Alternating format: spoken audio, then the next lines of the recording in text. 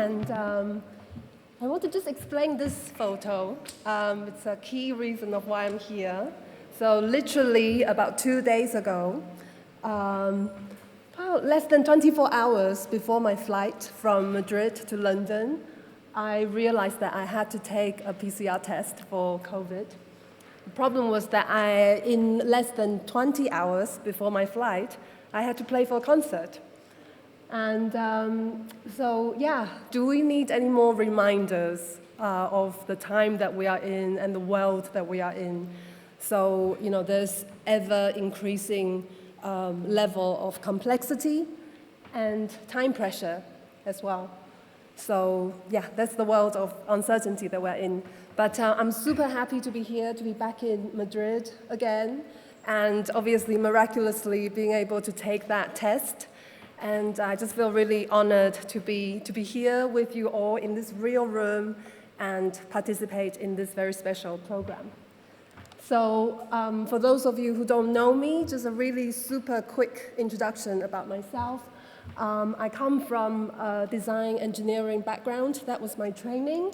And I'm someone who loves, obviously, music and love understanding people and making sense of things.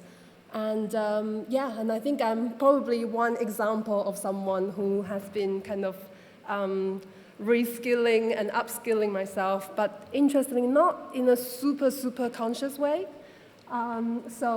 Design engineering, and almost 15 years ago, I became a specialist headhunter with that design, insight-led design approach in my work. And I think probably the best perk of my job is to be able to build really special and strong relationships with all the high caliber talents that I've had the privilege to work with. And more recently, I decided to add an important dimension to my work as well, to be trained and work as an executive business coach, to work with the leaders in our space who actually care for design innovation and care for talent. So, my topic, designing new skills. But for what, right? So, let's imagine if you were an architect and your client asked you to design a magnificent mega structure. So, how tall would you be able to build this, or how far would you be able to push if you didn't understand the foundation?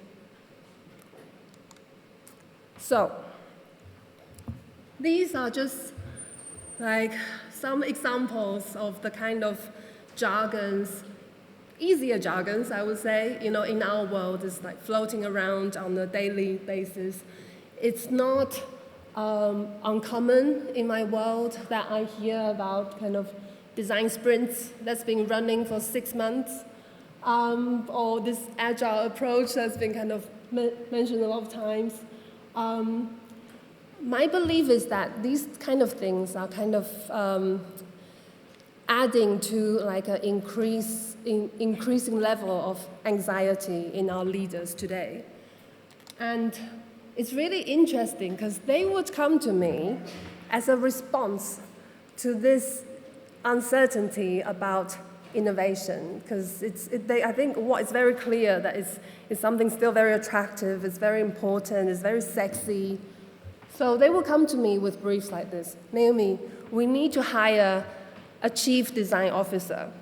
We need to hire a VP of design. But the interesting thing is, no one really knows actually what that means. Even though there's a job spec, to a lot of designers, if you ask them to tell you the difference between a VP of design and a glorified lead designer, they probably wouldn't be able to tell you that much. And so my question is, so are you actually hiring for a mascot in this case? For chief design officer, so often I hear my clients say, yeah, they just really need to evangelize. They need to be evangelists. And true story, I have candidates who say, so I just evangelize all day, right? So this is interesting, and that VP thing, it just feels a little bit like it's a square peg into a round hole situation, right? So we just try to almost like crowbar the design role into the pay grade system. So I want to share with you another examples of kind of addressing those really deep-rooted problems with a profoundly superficial way of looking at things. And that's another topic that's really kind of dear to my heart, and that's diversity. And so, I mean, that's something Pamela actually mentioned. And so diversity, obviously, you know, I am of ethnic minority, I'm a woman. Sometimes it feels like, yeah, if it's such a shame that I wasn't gay, or if I wasn't in a wheelchair, because otherwise we would have hit the jackpot. You know, it's because I think right now still it's such a shame that we are treating this in such a superficial way, even though we've talked about it for so many times. Recently, I heard about a new definition or a modern definition of diversity. It said modern diversity means people who look different but think the same. And I just thought to reconsider this because it's such an interesting concept. It sounds so ridiculous as well. But you know, it is of course much more diverse than that. And sometimes it comes down to actually the kind of what kind of lunch boxes we had when we were children. And